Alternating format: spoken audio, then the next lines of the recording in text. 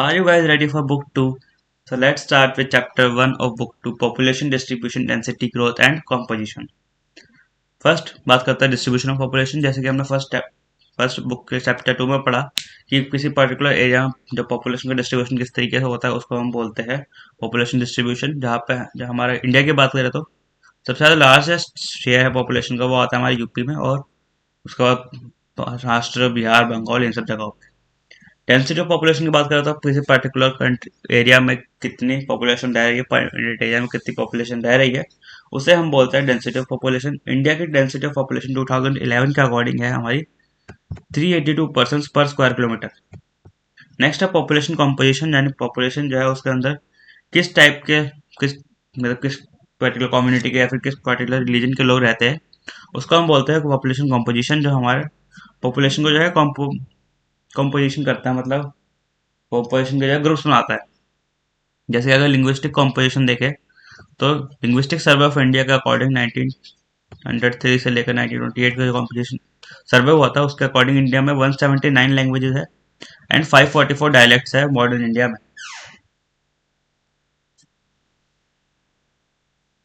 तो या काट लेगा तो कॉन्फिडेंस से बोलना। ऐसे ईगो ना अपने। 4 लैंग्वेजेस जो है, 4 लैंग्वेज फैमिलीज जो है हमारी लिंग्विस्टिक कंपोजिशन की, वो है ऑस्ट्रिक, द्रविडियन, सीनो तिब्बतियन और इंडो यूरोपियन। नेक्स्ट आता है हमारा कंपोजिशन वर्किंग पॉपुलेशन की। देखें तो इसमें हमारे 3 टाइप के वर्कर्स आते हैं, main workers, marginal workers and non workers. Religious composition देखें तो हमारे जो मतलब पॉपुलेशन को जो डिस्ट्रीब्यूशन हो रहा है रिलीजन के बेसिस पे, इसमें सबसे ज़्यादा जो हमारी मेजोरिटी है वो है हिंदू पॉपुलेशन की, अराउंड 79%। देन हमारी मुस्लिम और क्रिश्चियन जो है हमारी थर्ड मेजोरिटी है। नेक्स्ट बात करें ग्रोथ ऑफ पॉपुलेशन की, तो ग्रोथ जो है हमारा यानी चेंज होना 2 टाइम पीरियड्स के बीच में पॉपुलेशन का, उसे हम बोलते हैं ग्रोथ ऑफ पॉपुलेशन।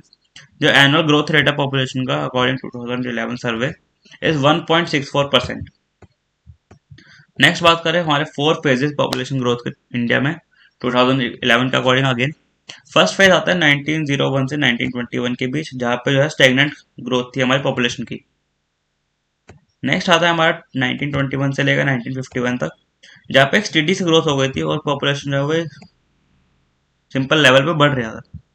नेक्स्ट थी 51 से लेकर 81, जिसको हम पीरियड ऑफ पॉपुलेशन एक्सप्लोजन भी बोलते हैं। यहाँ पे जो पॉपुलेशन बहुत ज़्यादा एक्सपोनेंशियली ग्रोथ हुई थी। नेक्स्ट आई थी फेज 4 1981 से प्रेजेंट तक चल रही है, जो जहाँ पे जो पॉपुलेशन ग्रोथ रेट है वो स्टार्टिंग में बहुत ज़्यादा हाई है और धीरे धीरे कम होती जा रही है। तो हमारे first chapter population distribution, density, growth and composition में इतना ही है। नेक्स्ट चैप्टर की बात करें तो नेक्स्ट चैप्टर है हमारा human settlement in India. Human settlements की बात करें तो ह्यूमन सेटलमेंट्स जो है हमारी 2 टाइप की भी होती है रूरल एंड अर्बन। डेफिनेशन अगर बात करें तो सेटलमेंट्स की वो होती है क्लस्टर ऑफ ड्वेलिंग्स जहाँ पे ह्यूमंस रहते हैं। रूरल सेटलमेंट्स की बात करें जो यहाँ पे स्मॉल पार्शियल स्पेस जो है लोकेशन होती है, जहाँ पे एग्रीकल्चर और प्राइमरी एक्टिविटीज होती है और मेन हमारा इकोनॉमिक एक्टिविटी होती है। टाइप की बात करें तो इसके 4 टाइप होते हैं। फर्स्ट होते हैं हमारे क्लस्टर और न्यूक्लिएटेड, जहाँ पे कॉम्पैक्ट जो हमारी सिविलाइजेशन होती है, सेटलमेंट होती है वो होती है, और ये होती है फर्टाइल प्लेन्स में और नॉर्थ ईस्टर्न इंडिया में पाई जाती है। सेमी क्लस्टर्ड जो होती है वो फ्रेगमेंटेड होती है सोशल इकोनॉमिक फैक्टर्स की वजह से, ये गुजरात और राजस्थान जैसे एरियाज में पाई जाती है। हेमिटेड होती है जो सोशली सेगमेंटेड होती है, हमारी गंगेटिक प्लेन्स और छत्तीसगढ़ में पाई जाती है। और डिस्पर्स जो होती है जो हिली जंगल एरियाज में होती है, ये हमारी मेघालय और केरला में पाई जाती है। अर्बन सेटलमेंट की बात करें तो एक लार्ज कॉम्पैक्ट सेटलमेंट होती है जहाँ पे जो नॉन एग्रीकल्चर एक्टिविटी होती है वो हमारी मेन इकोनॉमिक एक्टिविटी होती है। फंक्शनल लिंक्स होते हैं, जैसे कि सिटीज होती है वो नोड्स की तरह एक्ट करती है हमारे इकोनॉमिक ग्रोथ के लिए और प्रोवाइडिंग सर्विसेज के लिए। टाउन्स का इवोल्यूशन देखा जाए तो पहले थे हमारे एंशियंट टाउन्स जो रिलीजियस और कल्चरल सेंटर्स भी है इंडिया के। नेक्स्ट है हमारे मेडिवल टाउन्स, जहाँ पे फोर्ट टाउन्स में एडमिनिस्ट्रेटिव सेंटर्स बने, जैसे कि दिल्ली, आगरा, जयपुर। और मॉडर्न टाउन्स जो हमारे ब्रिटिश या डेवलप किए गए, जैसे कि मुंबई, चेन्नई, कोलकाता, जहाँ पे इंडस्ट्रियल और एडमिनिस्ट्रेटिव टाउन्स भी आ जाते हैं, जैसे कि जमशेदपुर और चंडीगढ़। अर्बनाइजेशन की बात करें इंडिया में तो डेफिनेशन की बात करते हैं अर्बनाइजेशन की, तो growth of urban population and new towns जो है हमारा अर्बनाइजेशन आता है। इसमें क्लासिफिकेशन होता है पॉपुलेशन को 3 टाइप्स में। सबसे पहला होता है क्लास 1, जहाँ पे 1 लाख से ज़्यादा पॉपुलेशन होती है। क्लास 2 जहाँ पे मेट्रोपॉलिटन होते हैं इसको, जहाँ पे 1 से 5 मिलियन के बीच पॉपुलेशन होती है, और मेगा सिटीज जहाँ 5 मिलियन से ज़्यादा पॉपुलेशन होती है, जैसे कि मुंबई, दिल्ली, कोलकाता। नेक्स्ट हमारा फंक्शनल क्लासिफिकेशन, मतलब फंक्शन के बेसिस पर क्लासिफाई करना टाउन्स को। फर्स्ट आता है हमारा टूरिस्ट, जहाँ पे हिल स्टेशन आते हैं जैसे कि शिमला, ऊटी। रिलीजियस और कल्चरल हमारे टाउन्स भी आते हैं, जैसे कि पिलग्रिमेज साइट्स हो गए अमृतसर की या फिर हरिद्वार की। एजुकेशनल हो गए कैंपस टाउन, जैसे कि वाराणसी, अलीगढ़। नेक्स्ट है गैरिसन यानी मिलिट्री बेसिस, जहाँ पे मिलिट्री का काम ज़्यादा होता है, जैसे कि अम्बाला, उधमपुर। कमर्शियल टाउन्स होते हैं जहाँ पे ट्रेड हाउस होते हैं, जैसे कि कोलकाता, सहारनपुर। माइनिंग टाउन, जहाँ पे माइनिंग की एक्टिविटी सबसे ज़्यादा होती है, जहाँ पे रिसोर्स एक्सट्रैक्शन टाउन्स होते हैं जो, जैसे कि झारिया, डिगबोई। ट्रांसपोर्ट, जहाँ पे पोर्ट और ट्रांसिट हब्स है, मुंबई, विशाखापट्टनम, ऐसे टाउन्स आते हैं।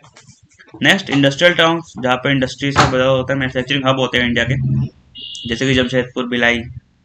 और एडमिनिस्ट्रेटिव टाउन, जैसे कि कैपिटल सिटीज दिल्ली और जयपुर। तो ह्यूमन सेटलमेंट हमारा छोटा सा टॉपिक है, जिसमें हमारे कुछ रूरल, अर्बन और क्लासिफिकेशन को लेके हमारा मेन टॉपिक आता है। इस चैप्टर से ज़्यादा कुछ क्वेश्चन आते नहीं है, ज़्यादातर क्वेश्चन आते हैं हमारे अर्बनाइजेशन को लेकर या फिर इवोल्यूशन को लेकर। अब इन इंपॉर्टेंट टॉपिक्स को पढ़ के जाना और आराम से आपका पेपर हो सकता है।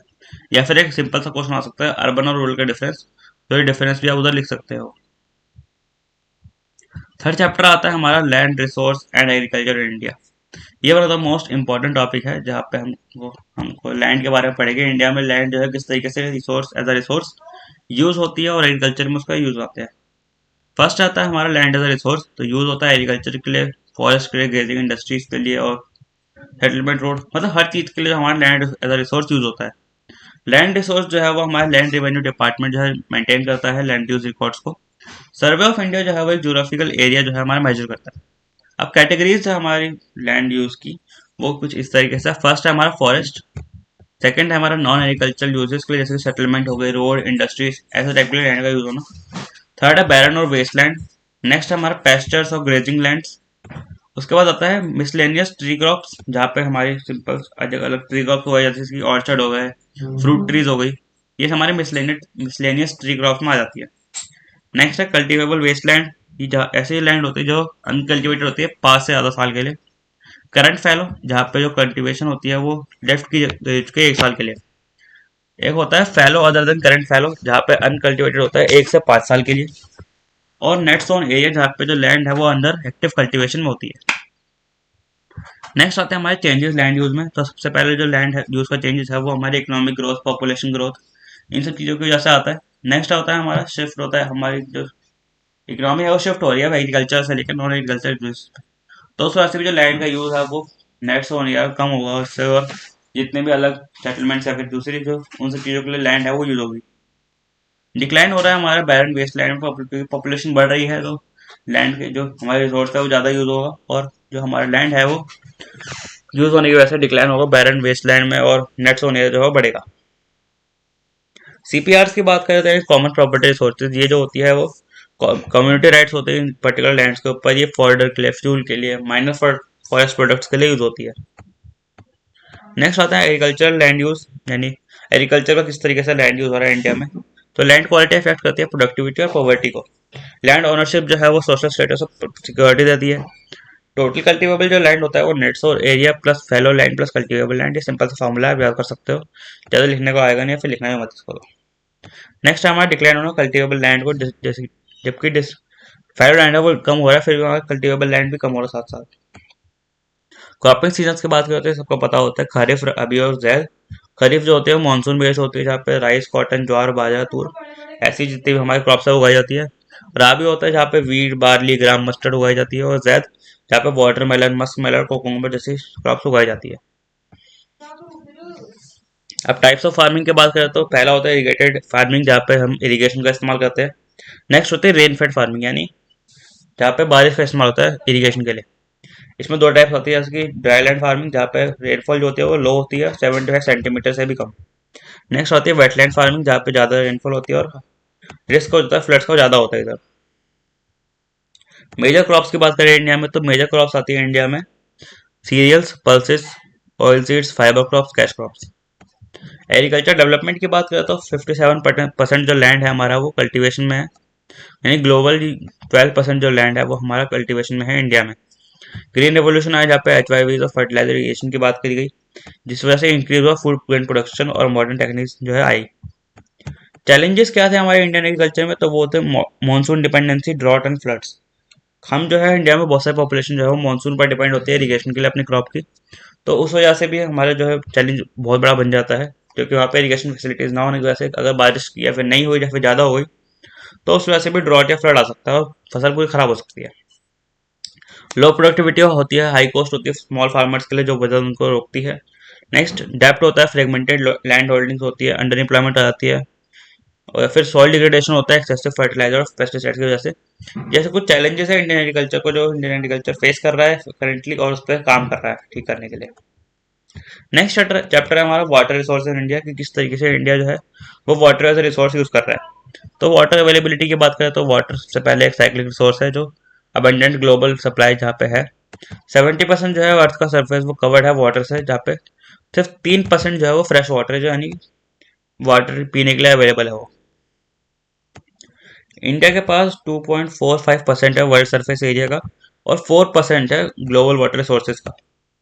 टोटल वाटर जो है प्रेसिपिटेशन से लेकर इंडिया में 4000 क्यूबिक किलोमीटर है, जहाँ पे ओनली 1122 क्यूबिक किलोमीटर जो है वो यूजेबल है। सरफेस वाटर रिसोर्सेज की बात करें तो मेजर रिसोर्सेज आ जाते हैं हमारे river, lakes, ponds and tanks, जहाँ पे इंडिया पे पास जो है 10,360 रिवर्स है, जहाँ पे एक रिवर जो है वो 1.6 किलोमीटर से भी लंबी है। हर एक ईच रिवर जो है हमारी 1.6 किलोमीटर से लंबी है। टोपोग्राफिक कंस्ट्रेंट की वजह से जो 32% जो सरफेस वाटर भी यूजेबल हो पाता है, यानी अप्रोक्स 690 क्यूबिक किलोमीटर जो है वो यूज में हो पाता है। ग्राउंड वाटर रिसोर्स की बात करें तो टोटल रिप्लेनिशेबल जो ग्राउंड वाटर है हमारा वो है 432 क्यूबिक किलोमीटर। नेक्स्ट हमारा high ground water utilisation Punjab, Haryana में, राजस्थान, तमिलनाडु में। सबसे अगर क्वेश्चन आए कि सबसे ज़्यादा ग्राउंड वाटर यूटिलाइजेशन कहाँ पे होता है, तो आपका आंसर होगा हमारा पंजाब, हरियाणा, राजस्थान, तमिलनाडु। मॉडरेट यूज होता है हमारा गुजरात, उत्तर प्रदेश, बिहार, त्रिपुरा, महाराष्ट्र में, और सबसे कम यूज होता है हमारा छत्तीसगढ़, उड़ीसा और केरला में।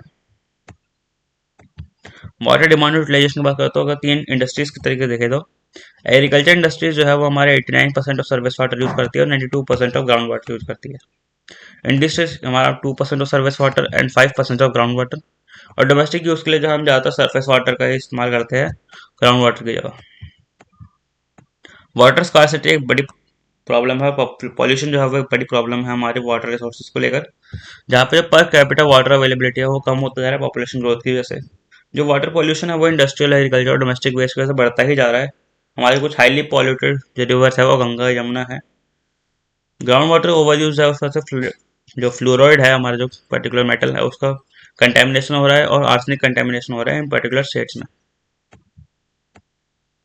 अब कंजर्वेशन और मैनेजमेंट की बात करें तो रेन वाटर हार्वेस्टिंग एक बड़ा पॉइंट आता है, जहाँ पे हम जो है रेन वाटर को स्टोर कर रखते हैं ग्राउंड में और उसको फिर यूज़ करते हैं ओवर टाइम। जैसे कि इसका एक प्राइम एग्जांपल है राजस्थान, जहाँ पे अंडरग्राउंड टैंक्स बनते हैं जिनका नाम होता है कुंड या फिर टंका, जहाँ पे स्टोर करते हैं वो लोग rain water.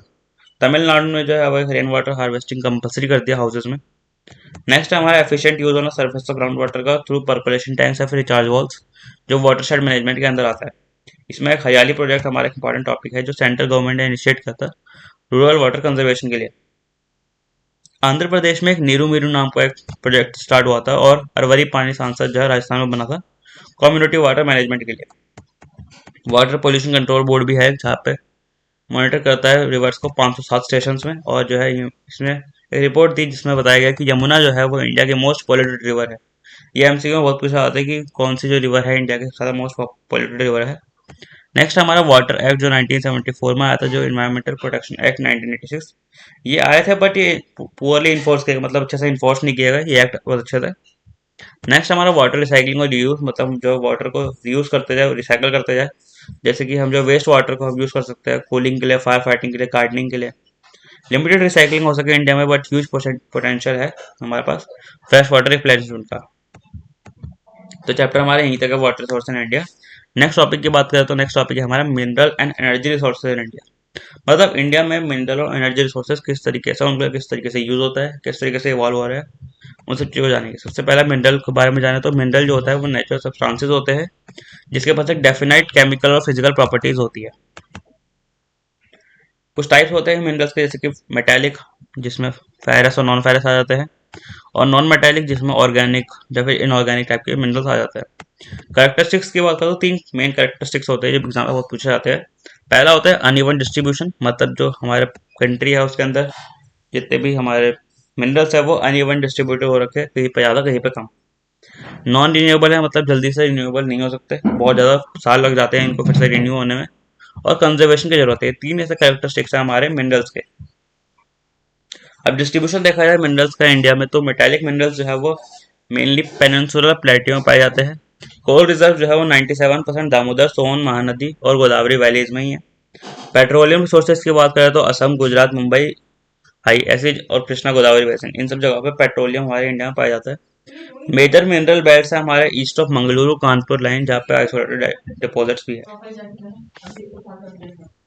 Major mineral regions जो है वो है हमारा north eastern plateau, south western plateau, north western region और हिमालयन बेल्ट। इसकी आप जो है ये जो स्टेट्स का नाम है वो जरूर याद करके जाना, क्योंकि एग्जाम में पूछा जा सकते हैं, फिर लिखोगे तो आपको फिर इम्पैक्ट पड़ेगा लिखने में। इंपॉर्टेंट मिनरल्स की बात करें तो आयरन और मैंगनीज, बॉक्साइट, कॉपर और मिका, जो ये पार्टिकुलर स्टेट्स में पाए जाते हैं, जो मेंशन करी हुई है। एनर्जी रिसोर्सेज की बात करें तो कोल, पेट्रोलियम, नेचुरल गैस और न्यूक्लियर एनर्जी। नेचुरल जो हमारा कोल है वो थर्मल पावर के लिए और स्टील इंडस्ट्रीज के लिए यूज होता है, जहाँ पे जो मेजर फील्ड्स है वो झारिया, रानीगंज, बोकारो, सिंगरैली, इन सब जगहों पे है। नेक्स्ट हमारा पेट्रोलियम जो यूज होता है फ्यूल और पेट्रोकेमिकल्स में। इसमें मेजर फील्ड्स आती है डिगबोई असम की और अंकलेश्वर गुजरात की और मुंबई हाई। नेक्स्ट हमारा मेजर रिजर्व जो कृष्णा गोदावरी मुंबई हाई में है नेचुरल गैस के लिए। न्यूक्लियर एनर्जी की बात करें तो इसमें 2 मेन मिनरल्स आ जाते हैं, यूरेनियम एंड थोरियम। यूरेनियम जो है वो झारखंड, राजस्थान, छत्तीसगढ़ में पाया जाता है, एंड थोरियम जो है वो केरला, तमिलनाडु, उड़ीसा में पाया जाता है। नॉन कन्वेंशनल एनर्जी की बात करें तो सोलर एनर्जी जो राजस्थान और गुजरात में पाई जाती है, विंड एनर्जी जो महाराष्ट्र और तमिलनाडु में पाई जाती है, टाइडल एंड वेव एनर्जी जो वेस्ट कोस्ट में पाई जाती है, और जियोथर्मल एनर्जी जो हमारे हिमाचल प्रदेश में यूज होती है। बायो एनर्जी जो हमारे वेस्ट को एनर्जी प्रोडक्ट्स में बनाती है, जहाँ पे ओखला, दिल्ली, इन सब जगहों पे यूज होती है। कंजर्वेशन ऑफ रिसोर्सेज की बात करें तो सस्टेनेबल यूज करना चाहिए हमको रिसोर्सेज को बचाने के लिए, जहाँ पे हम इकोनॉमिक ग्रोथ जो है उसको कंजर्वेटिव तरीके से यूज करके इकोनॉमिक ग्रोथ करें। नेक्स्ट है हमारा मेटल रिसाइकलिंग, जहाँ पे हम जो है माइनिंग का इम्पैक्ट को कम करें। सब्सटीट्यूशन, जहाँ पे हम अल्टरनेटिव लाए स्कार्स मिनरल्स करें। और एक्सपोर्ट कंट्रोल, जहाँ पे हम जो है स्ट्रेटेजिक मिनरल्स का डोमेस्टिक यूज के लिए यूज करें और फिर उसको एक्सपोर्ट करें बचाए को। तो मिनरल एनर्जी रिसोर्स इस तरीके से इंडिया में पाए जाते हैं, इस तरीके से उसका कंजर्वेशन और डिस्ट्रीब्यूशन होता है। आई होप आपको समझ आया वही टॉपिक। नेक्स्ट चैप्टर पे आते हैं जो है हमारा planning and sustainable development in India. सबसे पहले प्लानिंग की बात कर लेते हैं, तो प्लानिंग की डेफिनेशन आती है कि process of formulating and implementing actions to achieve goals. Types of planning की बात करें sectoral and regional. Sectoral planning जो है वो एक पर्टिकुलर सेक्टर को लेकर डेवलप करता है, और रीजनल प्लानिंग जो है वो एक पर्टिकुलर रीजन में उस सेक्टर्स को डेवलप करने की बात करता है। इसका एक फर्स्ट पार्ट आता है हमारा टारगेट एरिया प्लानिंग, जहाँ पे जो है हम इंट्रोड्यूस करते हैं रिड्यूस करने के लिए रीजनल डिस्पैरिटीज। इसके कुछ की प्रोग्राम्स आते हैं, जैसे कि command area development programme, drought prone area programme, desert development programme, small farmers development agency और मार्जिनल फार्मर डेवलपमेंट एजेंसी। ये सब कुछ नाम से जो इंपॉर्टेंट आपको याद करके जाने जरूर है, एग्जाम में लिखोगे तो इम्पैक्ट पड़ेगा अच्छा। नेक्स्ट आता है हिल एरिया डेवलपमेंट प्रोग्राम। ये इनिशिएट होता है 5th 5 ईयर प्लान में हिल डिस्ट्रिक्ट के लिए। इसका फोकस जो था वो हॉर्टिकल्चर, एनिमल हस्बेंड्री, फॉरेस्ट्री और स्मॉल स्केल इंडस्ट्रीज पे था। केस स्टडी की बात करें तो इंदिरा गांधी कैनाल प्रोजेक्ट जो है वो एक बहुत ज़्यादा इंपॉर्टेंट केस स्टडी है, जहाँ पे एक लार्जेस्ट कैनाल जो है इंडिया सिस्टम का वो है स्टार्ट हुआ था 1958 में, जो इरिगेट होता है राजस्थान के थार डेजर्ट को। इसका इम्पैक्ट पड़ा था पॉजिटिव और कुछ नेगेटिव। पॉजिटिव हुआ कि इसमें सॉइल का मॉइस्चर बढ़ा, एफॉरेस्टेशन हुआ, इंप्रूव हुआ एग्रीकल्चर। नेगेटिव इम्पैक्ट से वाटर लॉगिंग हुई, सॉइल सैलिनिटी बढ़ गई, इकोलॉजिकल इश्यूज आए हमारे यहाँ पे। इसके सस्टेनेबल मेजर्स प्रपोज किए गए जो हमारे प्रपोज किए जाते हैं वो है कंट्रोल करना वाटर मैनेजमेंट और इरिगेशन को, डाइवर्सिफिकेशन करना क्रॉपिंग पैटर्न्स में, लेस वाटर इंटेंसिव क्रॉप का इस्तेमाल करना, और लैंड रिक्लेमेशन और एफॉरेस्टेशन एफर्ट्स को बढ़ाना।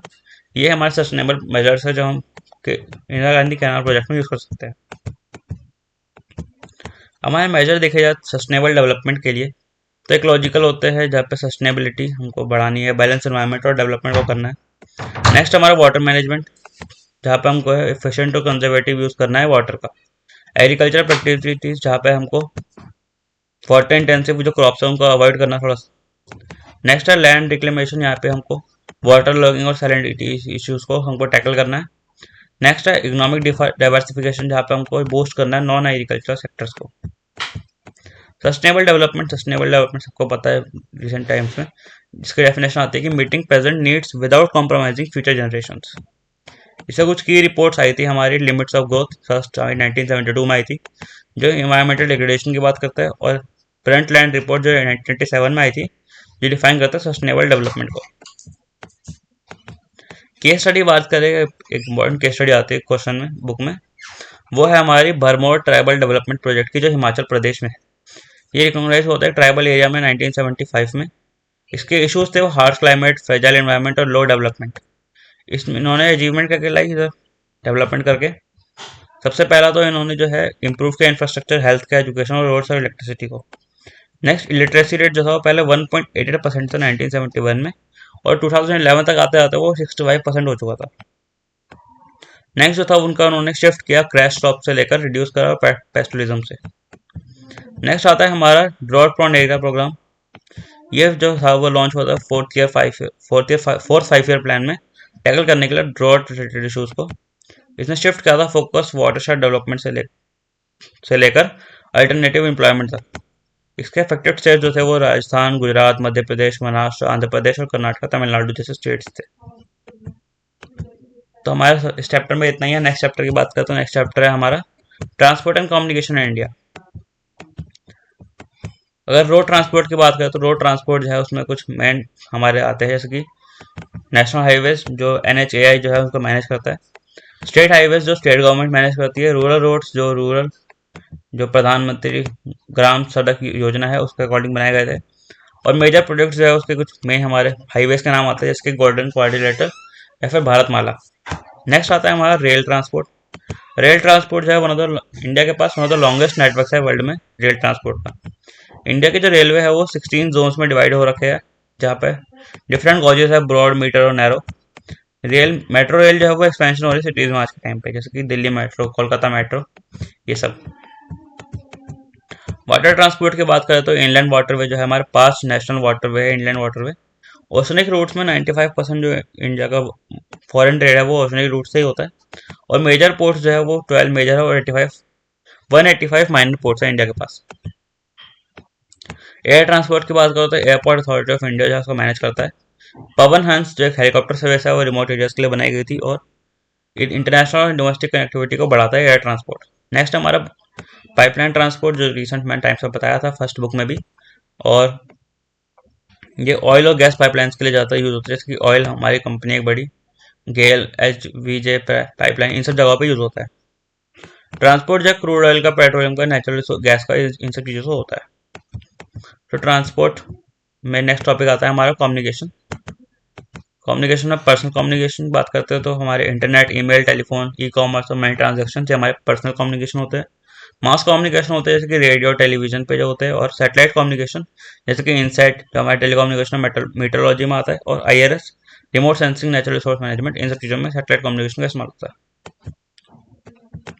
नेक्स्ट चैप्टर है हमारा international trade in India.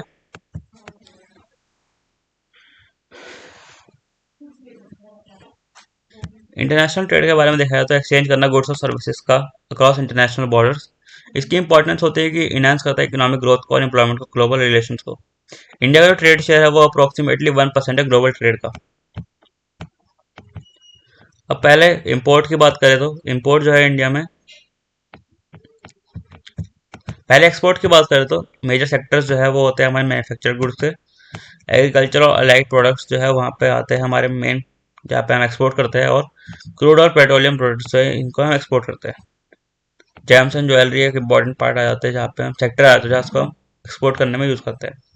Export trends की बात करें तो डिक्लाइन हो रहा है हमारे ट्रेडिशनल आइटम जैसे कि कॉफ़ी, कैशूज, इन सबका एक्सपोर्ट्स कम होता जा रहा है, और इंजीनियरिंग गुड्स और हाई वैल्यू एक्सपोर्ट जो है इन सबका गुड्स एक्सपोर्ट बढ़ता जा रहा है।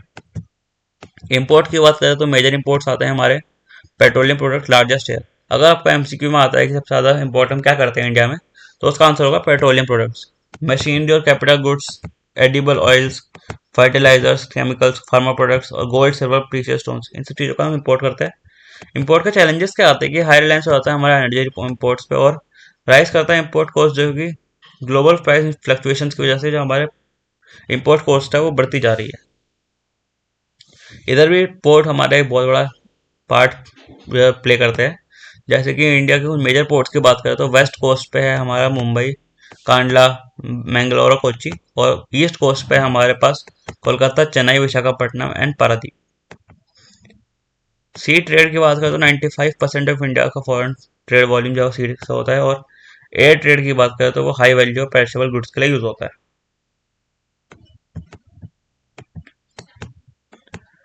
डायरेक्शन ऑफ ट्रेड की बात करें तो टॉप ट्रेडिंग पार्टनर जो है इंडिया के, अगर हम ऑर्गेनाइजेशन में देखें तो एशियान जो है हमारे एक बड़ा ऑर्गेनाइजेशन है जो लार्जेस्ट शेयर भी रखता है एशियन हमारे इंडिया में।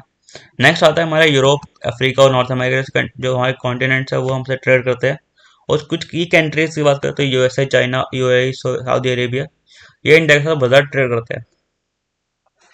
ट्रेड बैलेंस की बात करें मतलब इम्पोर्ट और एक्सपोर्ट के जो हमारा जो रोल है उसकी, तो पर करंटली इंडिया जो है वो ट्रेड डेफिसिट में है, जहाँ पे इंपोर्ट जो है ज़्यादा है एक्सपोर्ट से। एफर्ट्स की बात करें एक्सपोर्ट्स को बढ़ाने के लिए तो हमने जो लिबरलाइजेशन का रिड्यूस कर इम्पोर्ट ड्यूटीज और मेक इन इंडिया जो इनिशिएटिव है उसको बढ़ाया। नेक्स्ट चैप्टर है हमारा geographical perspective on selected issues and problems.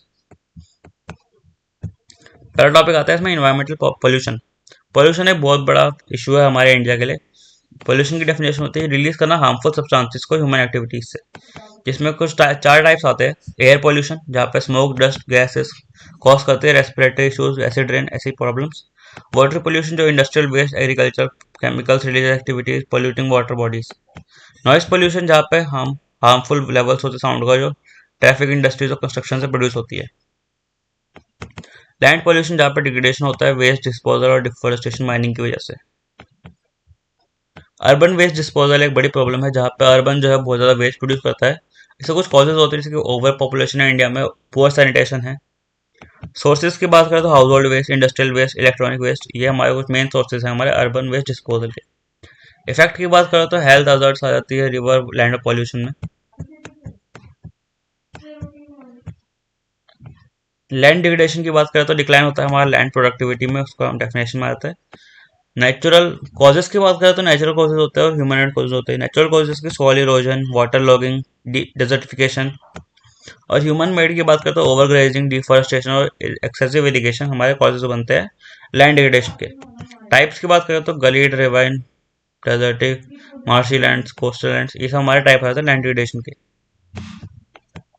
Slums एक बड़ी प्रॉब्लम है इंडिया में। जो डेफिनेशन की बात करें तो अनप्लैन्ड सेटलमेंट जहाँ पे पुअर लिविंग कंडीशंस होती है। कॉजेस की बात करें तो high rural migration, unaffordable housing cities, ये हमारे कुछ मेन कॉजेज है हमारे प्रॉब्लम ऑफ स्लम्स की।